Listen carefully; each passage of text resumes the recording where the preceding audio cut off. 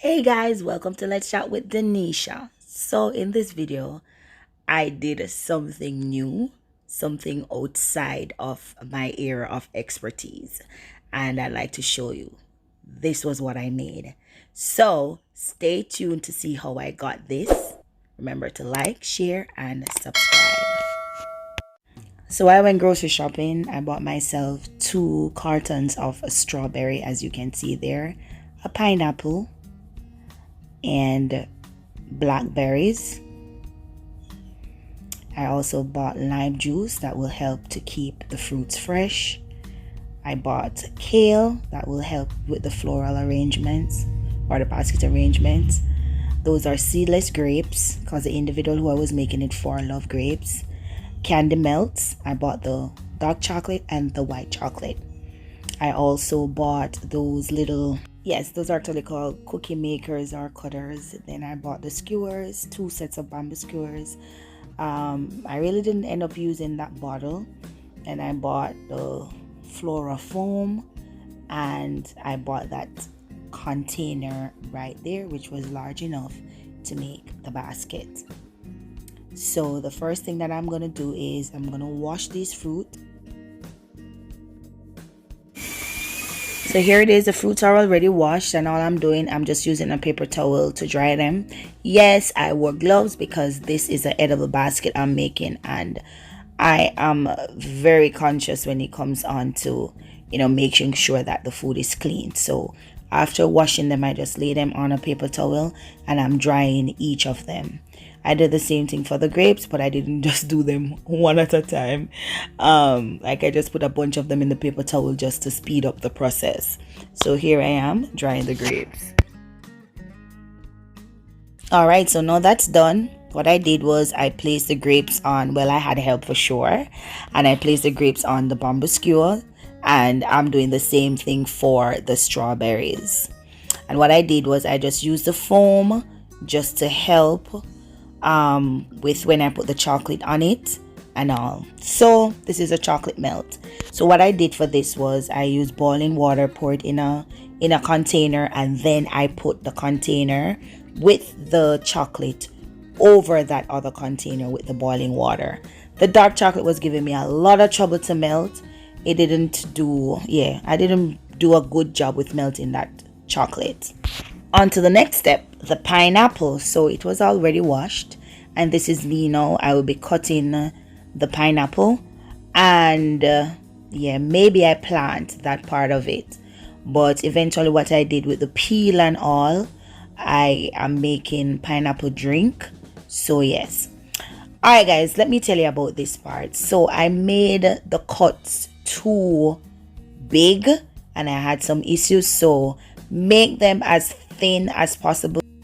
Cutting them 1/2 inch will work, because what I did was cut it 1 inch, and that really didn't work out when I was using the cookie mold, if that's the right term for it, to make the different shapes. So yeah, be careful, that knife was very sharp. So now for the fun part, here I am with the mold.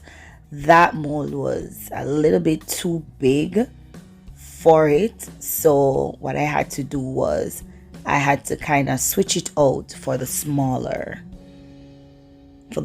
mold, and you'll see that coming up shortly. All right, so I'm going in with a smaller mold, and actually these molds were way better than the one that I was trying to use initially. And all you do, you just push down. Remember when I was saying earlier that the chunks were a bit too big? There it is. Was having a little difficulty, guys. Remember I said I'm not an expert. I'm not an expert with what I'm doing. It was actually my first time making a fruit basket, and that now you cannot waste it. So what I'm gonna do is I'm gonna make my pineapple juice with it, and I guess I'll do another video with how I make my pineapple drink. You got pineapple and ginger. So right here the chunks was way too big, way too big. So what I did was I actually butterflied. Well, if that's the term, I know it's called butterfly when you do it with chicken breast. I don't know what it's called, when you do it with anything else. So yes, I just literally cut it in half like that to, you know, give me more.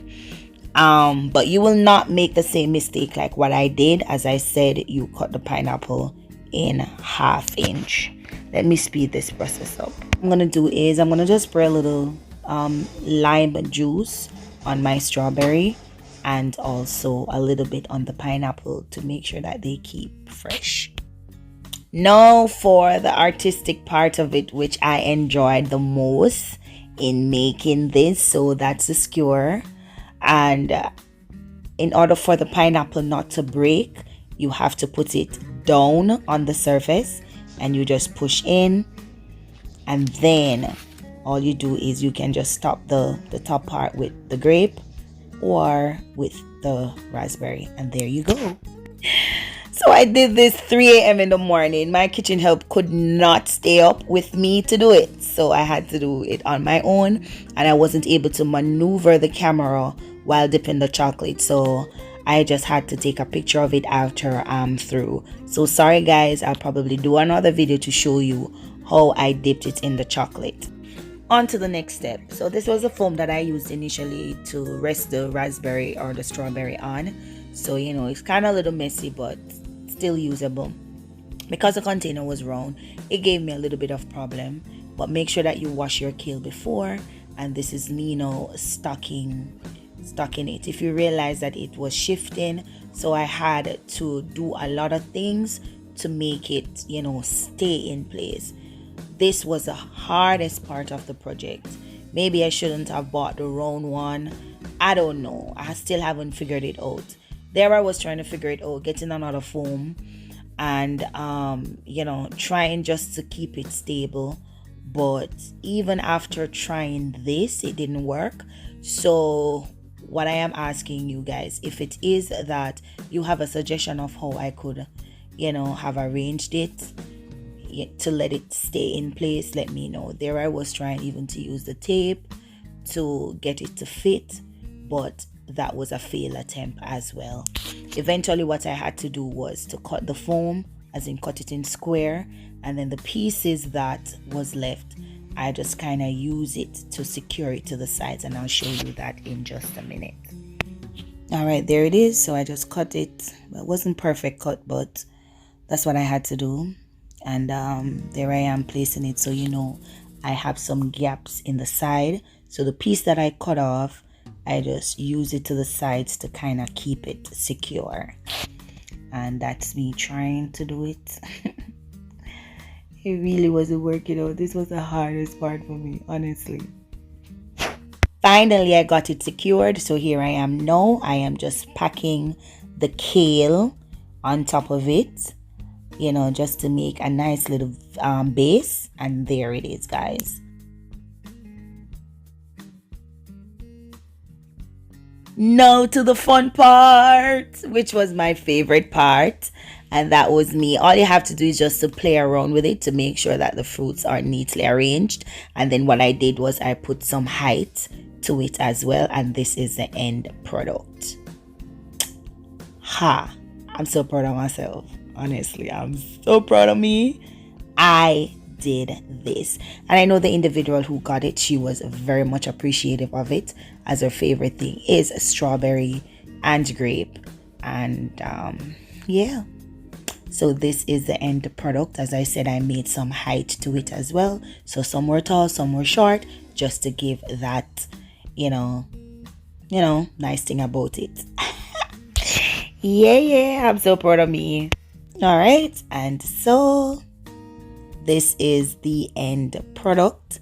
I had a great challenge now in wrapping this thing. Oh my god, it wasn't so neatly wrapped, but I tried. I honestly tried. Like, yeah, I tried. This was like 3:30 a.m. in the morning, and I was so tired and everything, but I'm like, no, I gotta do this. So literally a basket like this would have cost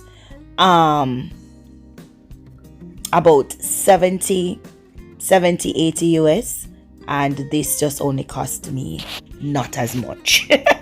Thank you for tuning in, guys. thank you for watching this video. Remember to like, share, and subscribe, and give this video a thumbs up.